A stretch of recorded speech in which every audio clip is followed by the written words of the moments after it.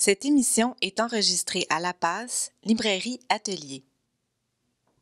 Nous nous intéressons aux influences et aux sources d'inspiration de personnalités du monde culturel, que ce soit à travers des figures marquantes de notre temps, des rencontres exceptionnelles ou des mouvements sociaux qui bouleversent notre façon de voir le monde.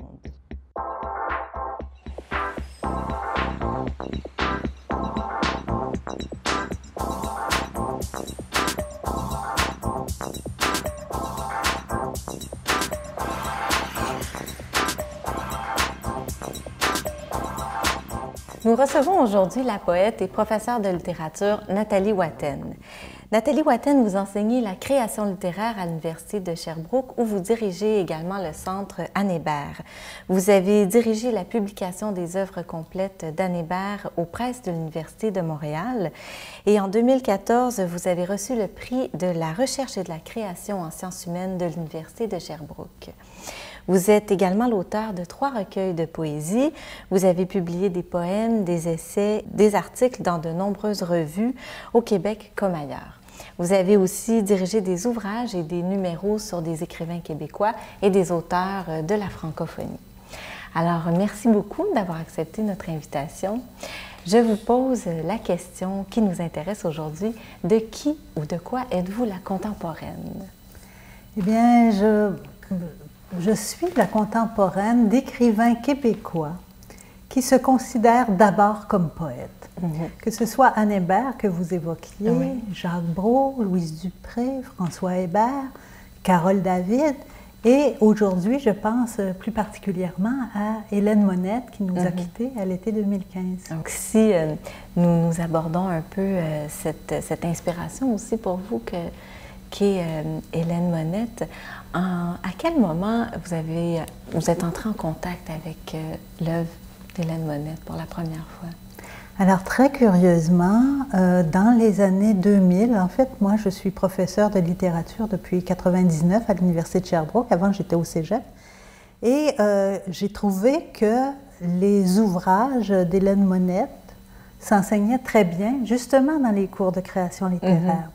Parce qu'il y a des contes, des nouvelles, des poèmes, des romans, et que lorsqu'elle écrit de la poésie, elle le fait d'une façon très narrative, et à l'inverse, ses romans sont aussi poétiques. Alors, pour montrer aux étudiants comment une écriture procède pour se singulariser, en tout cas c'est le cas d'Hélène Monette, je trouvais ça très pertinent que d'enseigner son œuvre. Et je dois vous dire que dès les années 2001, c'est ce que je faisais. Et les étudiants appréciaient beaucoup l'œuvre d'Hélène Monette. Et je sais par ailleurs qu'une collègue enseigne Hélène Monette dans la perspective de l'écriture des femmes et que là aussi, ça fonctionne très bien. Les étudiants sont réceptifs à cette œuvre-là. Et plongeons tout de suite dans l'écriture d'Hélène Monette. On dit d'elle que son écriture est très sensible, mais très mordante aussi à la fois. C'est quelque chose qui ressort de son écriture particulièrement? C'est une écriture qui, en effet, est insoumise et qui le reste. Alors, Hélène Monette a connu des succès, par exemple, avec le roman Une laisse en 1995, et aurait pu décider de continuer dans cette veine-là. Mais elle va écrire, par exemple, un recueil de contes et de poèmes, tantôt de contes cruels, tantôt de contes plus modernes. Elle va faire la même chose avec des récits poétiques.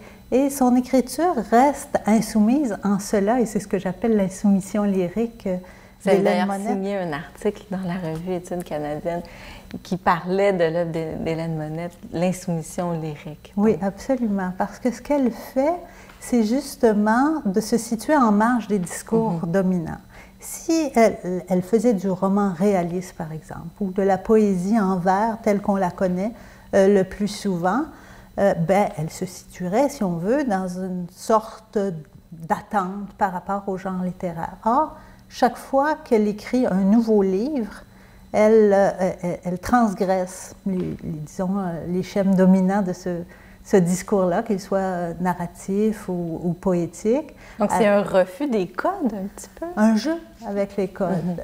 Un jeu c'est très labile. Et quand je dis lyrique, c'est aussi ça. Elle n'est pas que dans une perspective formaliste, même si elle travaille beaucoup la forme. Et elle n'est pas seulement dans les bons sentiments, parce que c'est pas avec les bons sentiments qu'on fait de la bonne littérature. Et Hélène Monette, ce qu'elle va faire, c'est changer de registre. Il va y avoir tantôt une tonalité désespérée, puis de l'humour, et puis un peu de mélancolie. Elle va jouer aussi sur le thème beaucoup. L'enfance est très importante dans son œuvre. L'enfance, mais aussi la condition féminine, mais avec un humour qui est décapant, qui est très lucide, je dirais. Elle reste lucide même à travers toutes sortes de registres, toutes sortes de formes. Vous en parliez un petit peu, ces thèmes de prédilection. Effectivement, on retrouve l'enfance, il y a l'amour aussi, la marginalité. Hein? C'était une écrivaine qui se collait beaucoup à ces thèmes-là. Pouvez-vous nous en parler un peu, comment ça se traduit dans son œuvre? Ce sont des anti-héros que l'on retrouve principalement, alors donc des marginaux, que ce soit des insoumis, des sans-voix, des enfants que les adultes ne comprennent toujours pas toujours bien, des femmes, bon, il y a un poème auquel je pense très drôle, Les femmes saoules, alors c'est un poème western, comme elle dit, eh bien, pour montrer que finalement, on a des appréhensions et des préjugés envers les femmes lorsqu'elles boivent, qu'on aurait moins si c'était des hommes. Donc, elle s'étonne comme ça, mais toujours avec des personnages qui sont les gens ordinaires, les gens qui...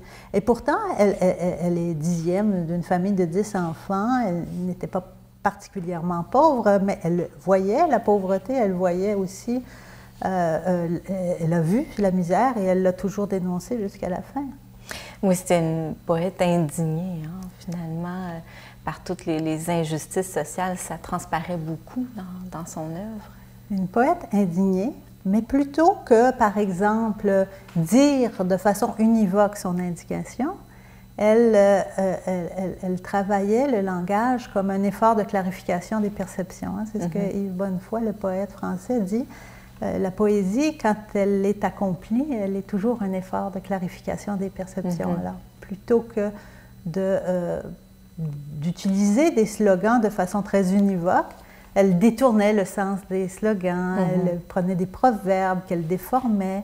Elle jouait beaucoup avec ces formules-là. C'est très présent dans son œuvre. Elle a vraiment une grande maîtrise du langage. C'est ce qui lui permet aussi, vous en parliez tout à l'heure, de jouer comme ça sur différents registres de façon aussi réussie. Oui, et très émouvante, très touchante. Je pense notamment à son livre de 2008 pour lequel elle s'est méritée le prix du gouverneur général, Thérèse pour Joie et Orchestre. Quel beau titre, déjà. C'est tellement un beau titre et c'est un poème long, et même très long, qui fait plus de 150 pages. Et elle dit son amour pour sa sœur et elle montre en quel point sa sœur était un être de compassion, alors qu'elle était du côté de l'indignation, mais qui recevait cette compassion comme un amour. Et ça reste touchant du début à la fin. On ne s'ennuie pas, ce n'est pas long, ce n'est pas... ça pourrait être confiné dans une sorte de discours intime et personnel auquel le mais ça lecteur dépasse n'aurait pas. l'intimité, finalement. Oui. On dit beaucoup d'Hélène Monette que c'est une poète rebelle aussi. Est-ce que ça résonne en vous par ses thèmes peut-être ou par sa façon de rendre... Rebelle, elle n'acceptait pas les injustices et dans tous ses livres, cela est très parlant, jusqu'au dernier, où Irez-vous armé de chiffres, où elle parle de harcèlement psychologique au travail, où elle voit la misère des individus quand l'individualisme est trop fort, quand il est forcené, cet individualisme. Alors, elle est rebelle dans le sens qu'elle n'admet pas et n'accepte pas cela. Et dit comment haut et fort et de toutes les façons possibles, dans une diversité de formes, que cela n'a pas de sens, que l'humain est bien le projet pour lequel nous battons, nous allons tous les jours vers plus d'humains, nous devrions aller vers plus d'humains, et c'est pour ça que les sociétés sont fondées. Alors, comme elle n'accepte pas l'injustice, elle est très rebelle, mais elle choisit de montrer comment les formes d'injustice sont visibles dans la vie de tous les jours, au quotidien, dans une famille, dans un milieu de travail. Une écriture très près du réel, finalement. Oui, très ancrée dans le réel.